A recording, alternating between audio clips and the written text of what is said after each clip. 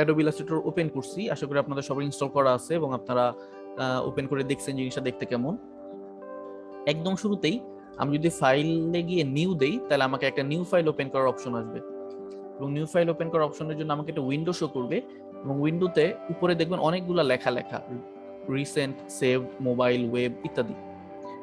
Recent বা saved আপাতত কিছু নাই। আমি যদি মোবাইলে যাই তাহলে আমি দেখবো যে বিভিন্ন ধরনের মোবাইলের স্ক্রিন সাইজ অনুযায়ী আমাকে বিভিন্ন টেমপ্লেট এখানে শো করতেছে। অথবা আমি যদি ওয়েবে যাই তাহলে দেখবো বিভিন্ন ওয়েবসাইট বা বিভিন্ন ম্যাকবুক ইত্যাদির রেজলিউশন অনুযায়ী শো করতেছে। একই রকম ভাবে প্রিন্টে গেলে প্রিন্ট সাধারণত যে কাগজগুলাই হয় লিগ্যাল A3, A4, ট্যাবলয়েড ইত্যাদি, এই পেজ সাইজগুলো আপনাকে শো করবে। সো আপনি যদি কোনো একটা অলরেডি এক্সিস্টিং টেমপ্লেটের উপর কাজ করতে চান, এখানে কোনো একটা ডিমেনশনকে আপনি গ্রহণ করতে পারেন। অথবা আপনি যদি নিজস্ব ইচ্ছা অনুযায়ী কোনো একটা কাস্টমাইজড একটা ডিমেনশনে কাজ করতে চান, তাহলে আপনাকে এই উইন্ডোর ডান দিকে থাকা ইনফরমেশন সেটটার দিকে খেয়াল করতে হবে। আপনি খেয়াল করে দেখবেন এখানে শুরুতেই একটা আনটাইটেলড 1 নামে একটা লেখা আছে। আপনি চাইলে এই লেখাটাকে এডিট করতে পারেন।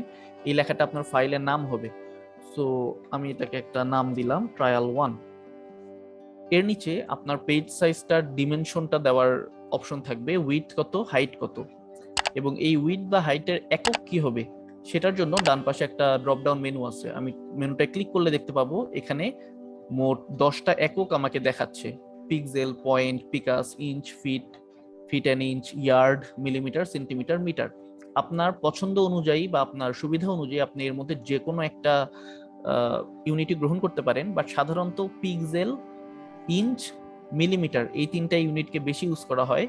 এবং ভয় পাওয়ার কিছু নেই, আপনি এখানে যে কোনো পেজ সাইজ বা যে কোনো ইউনিট নিয়ে কাজ শুরু করার পরে যে কোনো সময় আপনি সেটাকে চেঞ্জ করে নিজের মতন করে নিতে পারবেন। তো এখানে একটা কিছু ইনপুট দিলে সেটা এখানে লক হয়ে গেল, এটা কখনো মানে পুরো কাজ করার টাইমে ওই ইউনিটটা বাধ্যতামূলকভাবে কাজ করে যেতে হবে, ব্যাপারটা এরকম না। তো আমি আপাতত ইউনিট হিসাবে মিলিমিটার সেট করলাম এবং আমার ফাইলের ডিমেনশন হিসাবে আমি 300 বাই 300 মিলিমিটার একটা ডিমেনশন নিলাম। এর ডান পাশে দেখবেন আপনার ফাইলটার ওরিয়েন্টেশন কি হবে, পোর্ট্রেট হবে নাকি ল্যান্ডস্কেপ হবে। পোর্ট্রেট হওয়া মানে খাড়াখাড়ি হবে না, ল্যান্ডস্কেপ হবে মানে আড়াআড়ি হবে, এই জিনিসটা আপনাকে সেট করতে বলা হয়েছে। আমি এটা আপাতত, যেহেতু আমি একটা বর্গাকৃতির পেজ নিচ্ছি, তাই আমি আপাতত এটাকে কিছু সেট করলাম না। এরপরে বলা আছে আর্টবোর্ড আপনি কয়টা চান। আর্টবোর্ডের ব্যাপারটা হচ্ছে যে অনেকটা, যদি আপনি ইলাস্ট্রেটরকে একটা বড় খাতার মতন করে চিন্তা করেন, আর্টবোর্ড হচ্ছে সেখানে খাতায় এক একটা পেজের মতন, আপনি কয়টা পেজ চাচ্ছেন। এবং এখানেও একই কথা যে আপনার এখানে একটা পেজ নিয়ে আমি যদি শুরু করি কাজ, আমার একটা পেজ আটকায় থাকতে হবে, ব্যাপারটা এরকম না। আপনি যে কোনো সময় নতুন পেজ অ্যাড, ডিলিট, কপি ইত্যাদি করতে পারবেন।